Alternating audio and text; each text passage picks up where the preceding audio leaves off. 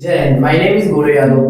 आज मैं सीखेंगे आज हम पढ़ेंगे समाकलन। सबसे इंपॉर्टेंट पार्ट है मैथ का। यहाँ से सबसे ज्यादा बिहार बोर्ड हो या कोई भी कंपटीशन हो, इसमें यहाँ से 100% क्वेश्चन आता है। बिहार बोर्ड में सबसे ज्यादा क्वेश्चन आ रही है यहाँ से। समाकलन किसे कहते हैं? समाकलन जो होता है अवकलन के विपरीत प्रक्रिया को समाकलन कहते हैं। अवकलन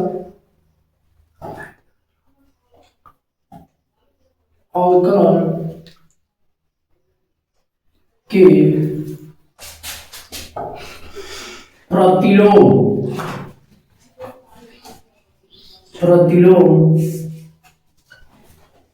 को समाकलन कहते हैं। समाकलन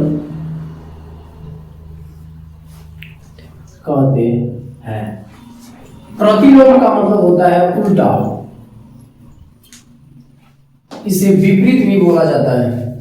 समाकलन दो प्रकार का होता है, अनिश्चित समाकलन और निश्चित समाकलन।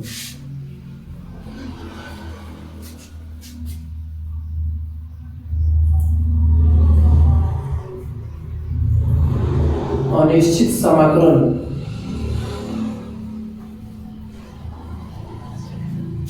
और दूसरा निश्चित समाकलन।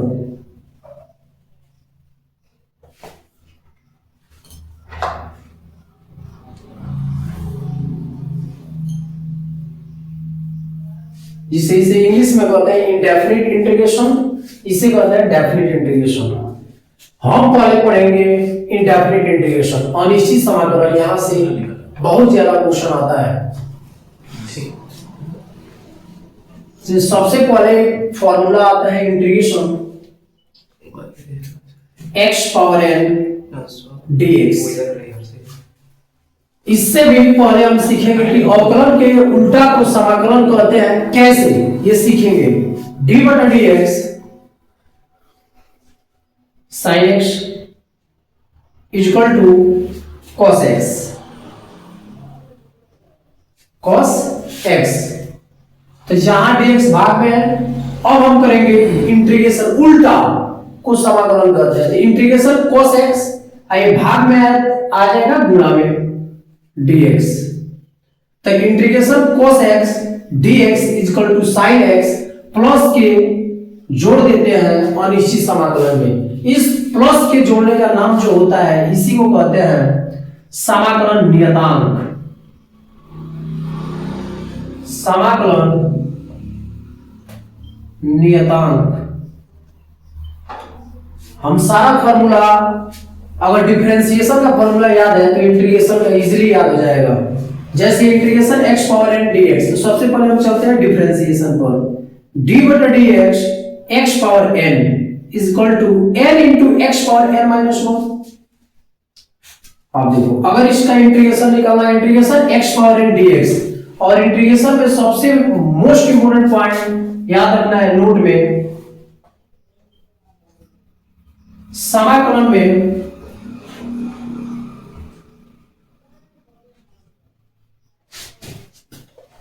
x के गुणांक से भाग करते हैं। समाकलन में जो x के गुणांक होता है उसको हमेशा किस में लिखते हैं? भाग में लिखते हैं। लेकिन अवकलन में ऐसा नहीं होता। अवकलन में x का जो गुणांक होता है उसको हमेशा गुणा में लिखते हैं। पहला नोट। दूसरा नोट,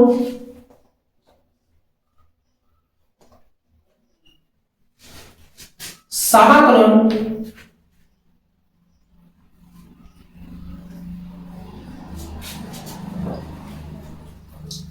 करते हैं तो घात को हमेशा जोड़ते हैं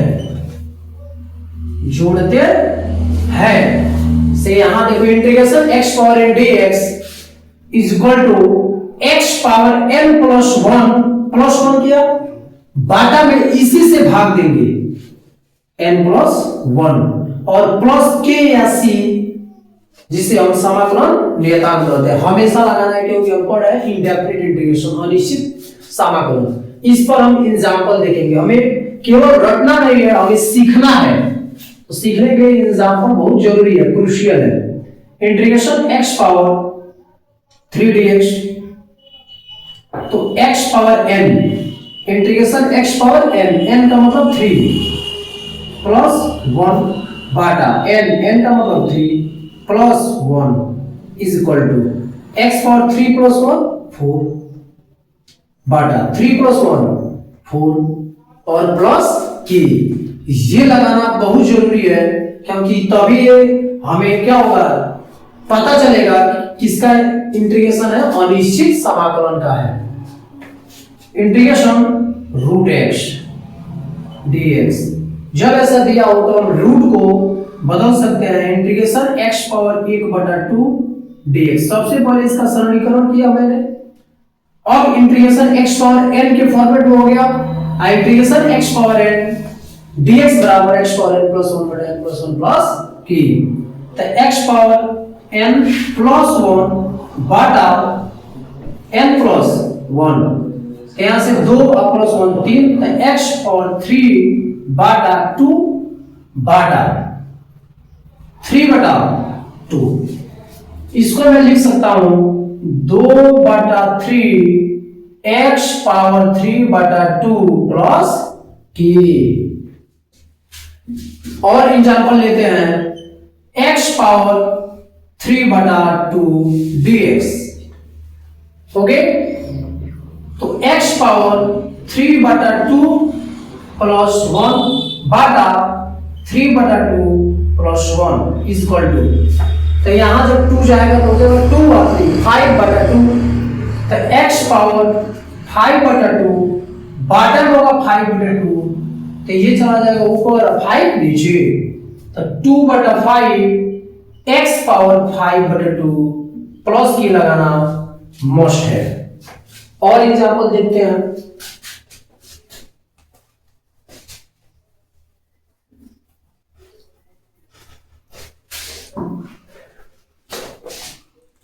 इंटीग्रेशन x पावर 0 dx, जब भी इंटीग्रेशन x पावर 0 हो तो x पावर 0 क्या होता है 1, तो integration 1 dx is equal to 1 को कॉमन कर लेते हैं क्योंकि ये कांस्टेंट है।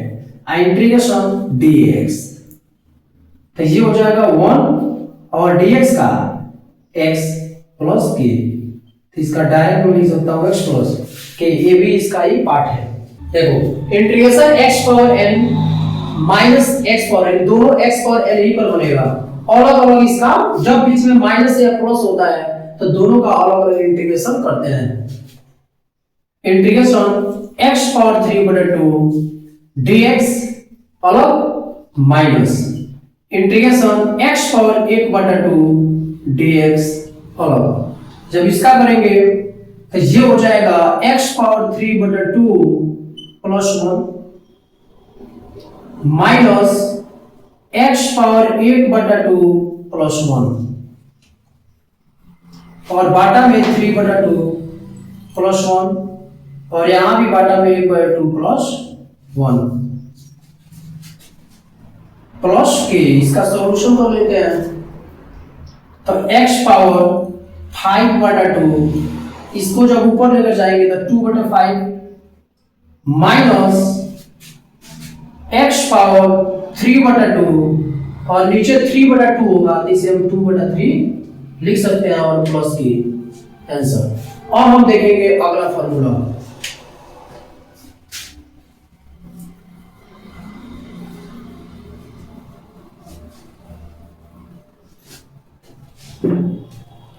इंटीग्रेशन sin x dx, याद नहीं करना है, केवल अवकलन का फॉर्मूला याद है ये इजीली निकल जाएगा। d/dx sin x is equal to cos x होता है, d/dx cos x is equal to minus sin x होता है,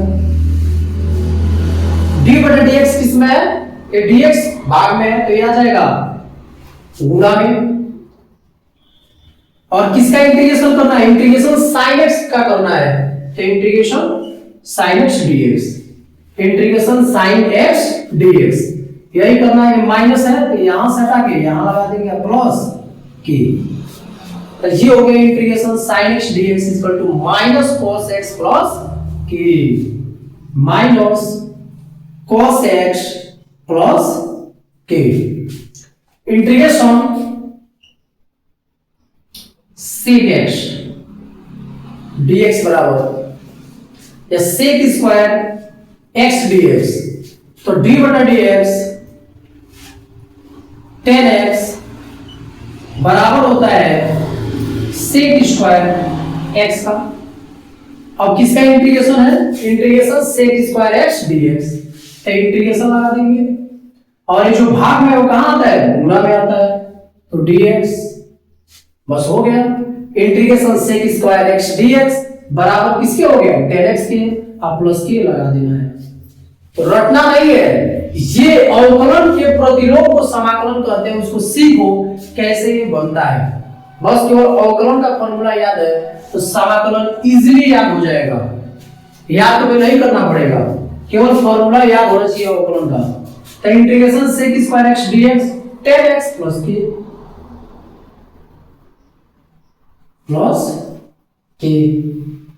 integration cosec square x dx, तो हमें पता है कि d बटा dx cot x equal to minus cosec square x। किसका इंटीग्रेशन करना है, integration cosec square x dx का, तो इंटीग्रेशन लगा देंगे, यानी भाग में है तो गुणा में आ जाएगा, और माइनस यहां है तो यहां से हटा के यहां प्लस की, तो माइनस cot x प्लस के आंसर। ये हो गया फॉर्मूला, तो याद करना पड़ रहा है नहीं, अपने आप याद हो जाएगा।